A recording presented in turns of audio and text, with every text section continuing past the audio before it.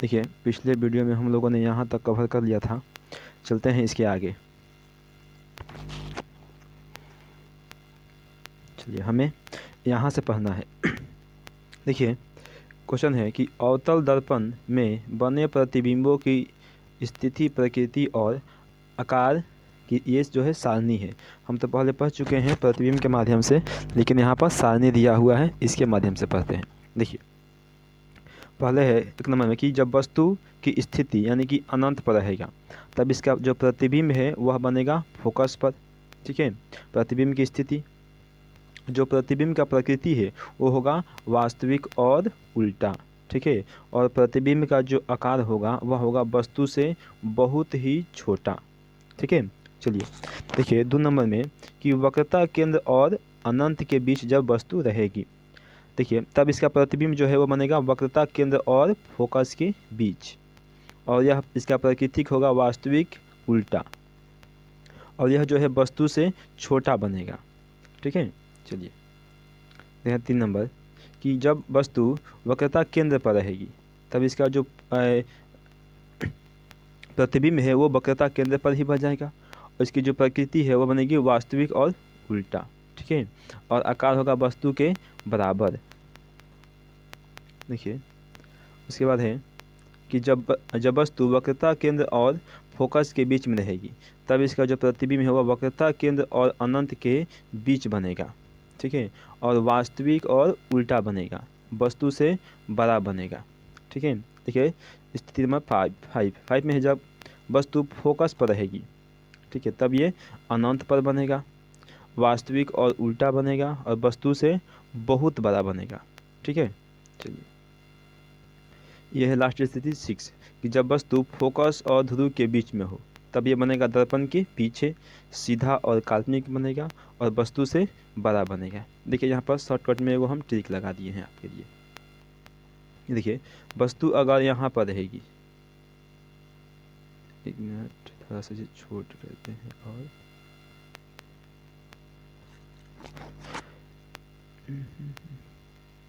देखिए 1 2 3 4 5,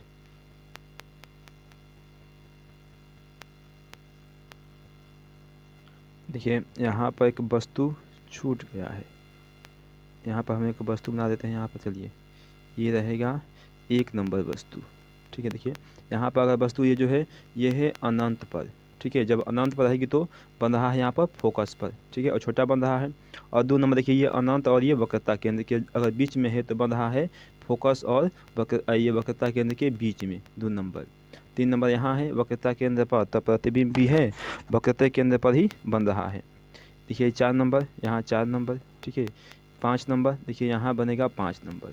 ठीक है, ठीक है, और ये रहा 6 नंबर, तो यहाँ बनेगा यहाँ पर 6 नंबर प्रतिबिंब। ठीक है, चलिए आते हैं आगे। देखिए आगे है कि उत्तल दर्पण द्वारा विभिन्न प्रकार के प्रतिबिंब का निर्माण। देखिए पहला आएगा कि जब वस्तु अनंत पर स्थित हो, जब वस्तु अनंत पर स्थित हो। देखिए क्या बनेगा, जब वस्तु अनंत पर रहेगी, मान लीजिए यहाँ से कोई वस्तु है, इधर से प्रकाश आ रहा है, ये टकरा कर वापस जाएगा, ये भी टकरा कर वापस जाएगा। देखिए अब ये तो इधर मिल नहीं सकता है, तो इसे हम लोग पीछे मिलाएंगे डॉट डॉट करके। देखिए यहाँ मिलेगा फोकस पे।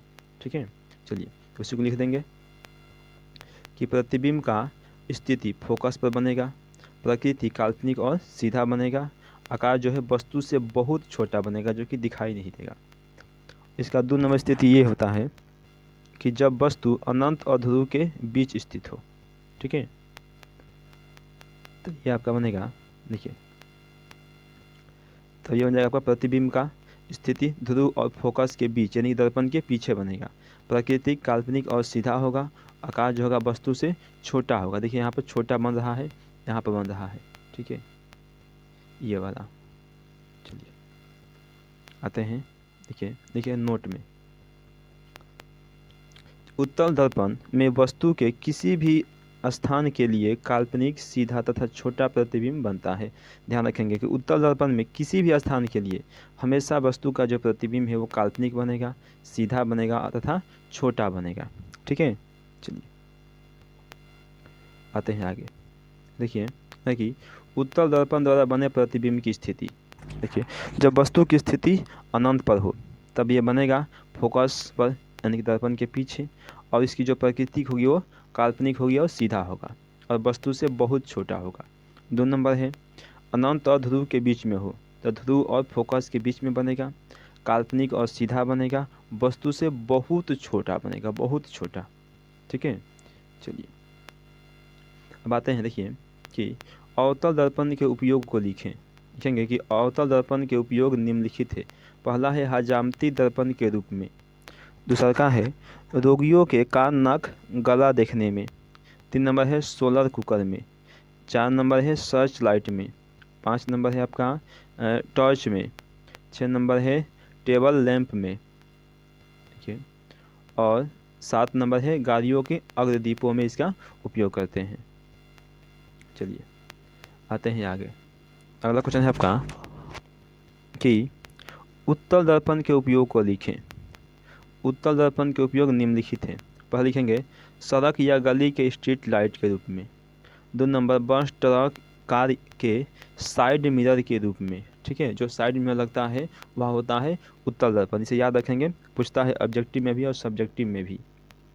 ठीक है, देखिए आगे आपका कि अवतल दर्पण का उपयोग हजामती दर्पण या फिर दाढ़ी बनाने में किया जाता है, क्यों? लिखेंगे जब अवतल दर्पण में वस्तु को फोकस और ध्रुव के बीच रहता है तो इसका प्रतिबिंब दर्पण के पीछे सीधा, काल्पनिक और बड़ा बनता है।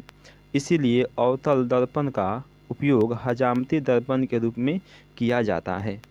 ठीक है, चलिए देखिए अवतल दर्पण का उपयोग सोलर कुकर में क्यों किया जाता है? देखेंगे क्योंकि सूर्य से आने वाली प्रकाश की समांतर किरणों को एक बिंदु पर मिला देता है, इसीलिए अवतल दर्पण का उपयोग यहाँ पर हो जाएगा सोलर कुकर में किया जाता है। ये गलती हो गया है, यहाँ पर लिख देंगे सोलर कुकर। ठीक है, यहाँ पर लिख देंगे सोलर कुकर में किया जाता है। ठीक है, चलिए आगे देखेंगे। अगला क्वेश्चन है कि गाड़ियों के हेडलाइट में अवतल दर्पण का उपयोग क्यों किया जाता है? जो गाड़ी का हेडलाइट होता है उसमें अवतल दर्पण का ही उपयोग आखिर हम लोग क्यों करते हैं? देखिए लिखेंगे कि जब प्रकाश की किरण को फोकस से भेजा जाता है तो वह प्रधान अक्ष के समांतर हो जाती है। इसी गुण के कारण अवतल दर्पण का उपयोग गाड़ियों के हेडलाइट में किया जाता है। ठीक है, चलिए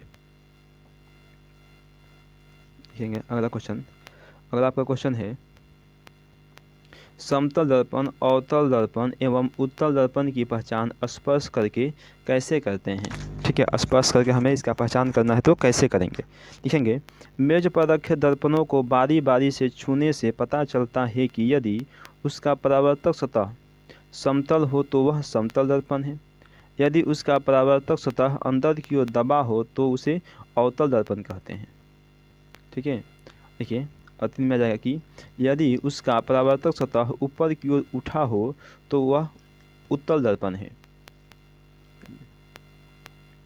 आगे लिखिए समतल दर्पण, अवतल दर्पण, उत्तल दर्पण की पहचान बिना स्पर्श किए कैसे करते हैं?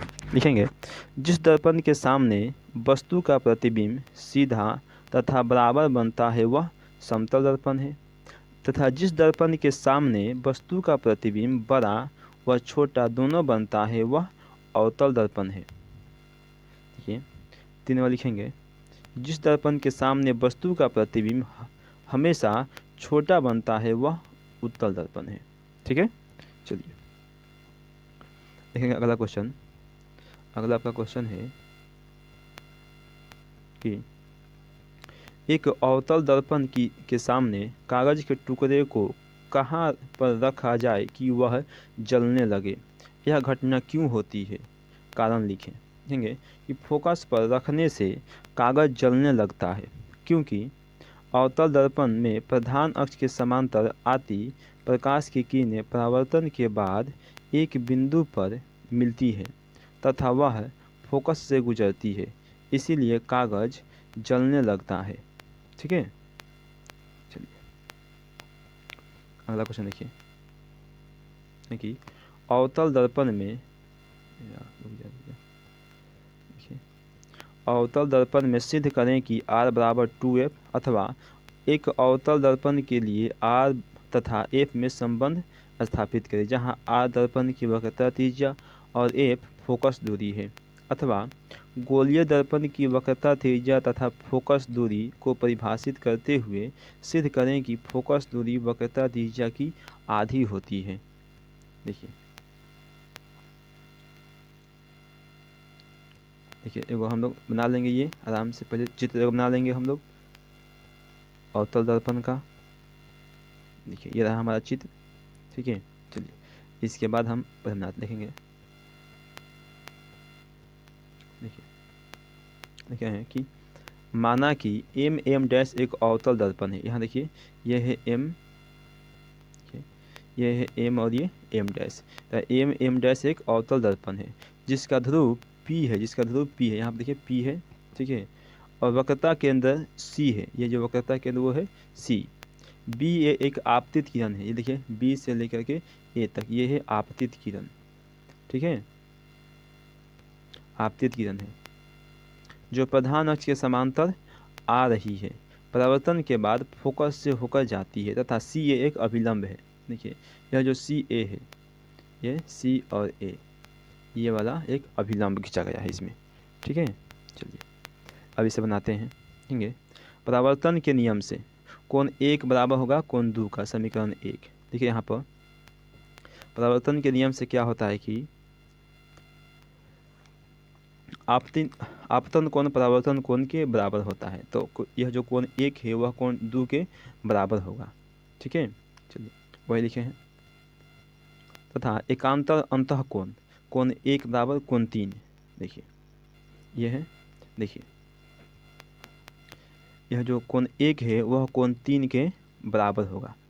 देखिए बताते हैं, यह जो कोण 1 है वह कोण 3 के बराबर होगा। देखिए क्योंकि यह क्या है कि अंतः एकांतर कोण है, दोनों के दोनों ये एकांतर कोण है, इसलिए यह क्या होगा कि आपस में बराबर होगा। चलिए देखिए आगे चलते हैं। अब देखिए समीकरण 2 हो गया हमारे पास। अब लिख देंगे कि समीकरण 1 व 2 से, यहाँ देखिए यहाँ कोण 1 बराबर कोण 3 है और यहाँ पर कोण 1 बराबर कोण 2 है, तो हम इसे लिख सकते हैं कोण 2 बराबर कोण 3। चलिए लिखेंगे, अब त्रिभुज ए सी एफ में हो जाएगा सी एफ बराबर ए एफ, समीकरण नंबर 3, ठीक है। चलिए लिखेंगे कि चूँकि दर्पण का चौड़ाई बहुत छोटा है, इसलिए बिंदु ए बिंदु पी के काफ़ी निकट है, इसलिए आपका हो जाएगा ए एफ बराबर पी एफ, समीकरण नंबर 4। अब लिख देंगे समीकरण 3 व 4 से, समीकरण 3 तो समीकरण 3 4 से हो जाएगा सी एफ बराबर पी एफ, पी सी बराबर पी सी एफ बराबर प्लस पी एफ हो जाएगा, पी सी बराबर P F plus P F हो जाएगा। ये दोनों को जोड़ देंगे, पी सी बराबर हो जाएगा एक और एक यहाँ पर 2 पी एफ, ठीक है। 2 पी एफ, पी से लेकर एफ तक की दूरी को हम बोलते हैं एफ दूरी, फोकस। पी से लेकर एफ तक की दूरी को फोकस, यानी कि एफ। देखिए यहाँ पर पी से लेकर एफ तक की दूरी किधर है, देखिए यहाँ से लेकर के यहाँ तक की दूरी, पी से लेकर एफ तक, यह है हमारा फोकस दूरी एफ है, ठीक है। तो इसलिए हम लोग एफ लिख देंगे। तो यहाँ पर हम लिख दिए हैं एफ, ठीक है। इस एफ के बदले में हो जाएगा ये आपका कि आर बराबर 2f या फिर देखिए एफ बराबर r/2, ठीक है। ये हो जाएगा हमारा प्रूफ्ड। आते हैं अगला क्वेश्चन, इसमें भी है आपका उत्तल दर्पण में सिद्ध करना है। चलिए देखते हैं, उत्तल दर्पण में सिद्ध करें कि ए बराबर r/2 या r बराबर 2f अथवा उत्तल दर्पण में वक्रता त्रिज्या और फोकस दूरी के बीच संबंध स्थापित करें। देखिए लिखेंगे, ये आपका एक चित्र बन गया है उत्तल दर्पण का, जैसे उसमें किए हैं सेम टू सेम मशीन सब होगा इसमें भी। लिखेंगे, माना कि एम एम डैश एक उत्तल दर्पण है जिसका ध्रुव P है और वक्रता केंद्र C है। बी ए एक आपतित किरण है जो प्रधान अक्ष के समांतर आ रही है, जो परावर्तन के बाद फोकस से गुजरती हुई प्रतीत होती है। देखेंगे परावर्तन के नियम से इसमें भी ऐसे हो जाएगा, कोण 1 बराबर कोण 2 तथा सम्मुख कोण से कोण 2 बराबर कोण 3।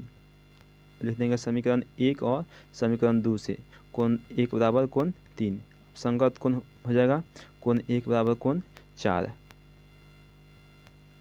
अब लिखेंगे समीकरण 1 व समीकरण 3 व समीकरण 4 से कोण 3 बराबर कोण 4 हो जाएगा। त्रिभुज ACF में कोण 3 बराबर कोण 4, ठीक है। कोण 3 बराबर हो जाएगा आपका CF और कोण 4 बराबर हो जाएगा AF। लिखेंगे यहाँ पर कि चूँकि दर्पण का द्वारक बहुत छोटा है इसलिए बिंदु A P के काफ़ी निकट होंगे, इसलिए AF बराबर PF। समीकरण अब लिखेंगे समीकरण 6 और 7 से। देखिए हो जाएगा हमारा CF बराबर PF, PC बराबर PF प्लस CF, PC बराबर PF प्लस में PF, तो PF हो जाएगा 2PF, ठीक है। तो PF के बदले में हम क्या लिखते हैं F, अभी बताए हैं F हो जाएगा तो या फिर F बराबर हो जाएगा R/2, यह आपका हो गया हमारा सिद्ध, ठीक है। चलिए देखेंगे चिन्ह परिपाटी क्या है। गोलीय दर्पण में वस्तु का प्रतिबिंब कभी आगे तो कभी पीछे बनता है, कभी पीछे, कभी उल्टा तो कभी सीधा बनता है। इन्हीं स्थितियों को अंतर स्पष्ट करने के लिए एक परिपाटी की आवश्यकता हुई जिन्हें चिन्ह परिपाटी कहते हैं, ठीक है। देखिए यहाँ पर चित्र है इसका, देखेंगे देखिए कि चिन्ह परिपाटी के अनुसार सभी दूरियां ध्रुव से मापी जाती है। आपतित प्रकाश की दिशा में मापी गई दूरियां धनात्मक होती हैं, आपतित प्रकाश की विपरीत दिशा में मापी गई दूरियां ऋणात्मक होती हैं। प्रधान अक्ष के ऊपर धनात्मक माना जाता है तथा प्रधान अक्ष के नीचे ऋणात्मक माना जाता है, ठीक है। चलिए देखेंगे कि दर्पण सूत्र किसे कहते हैं। देखेंगे वह सूत्र जो दर्पण के वस्तु दूरी, प्रतिबिंब दूरी तथा फोकस दूरी के बीच संबंध बताता है उसे दर्पण सूत्र कहते हैं। 1/v प्लस 1/u बराबर 1/f, ये हमारा है दर्पण सूत्र, जिसमें v जो होता है प्रतिबिंब दूरी होता है, u वस्तु दूरी होता है और ये फोकस दूरी होता है। चलिए आपको अब ये जो अवतल दर्पण में सिद्ध करना है इसे हम आपको अगले वीडियो में बताएंगे, ठीक है। तब तक के लिए अगर आप लोगों को यह वीडियो अच्छा लगा होगा तो प्लीज़ चैनल को सब्सक्राइब कर दीजिएगा ताकि आपको हर वीडियो की नोटिफिकेशन मिल पाए, ठीक है। चलिए अगर आप चाहते हैं कि जो हम पढ़ा रहे हैं उसका अगर नोट्स लेना चाहते हैं तो आप मुझे इस नंबर पे मैसेज कर सकते हैं या फिर कॉल कर सकते हैं। एक मिनट लिख देते हैं आपके लिए अच्छा से। 87 57 19 32 और 83, ठीक है। ये हमारा नंबर है, आप इस पर कॉल करके या फिर मैसेज करके व्हाट्सएप पे आप मुझसे नोट्स ले सकते हैं, ठीक है। चलिए।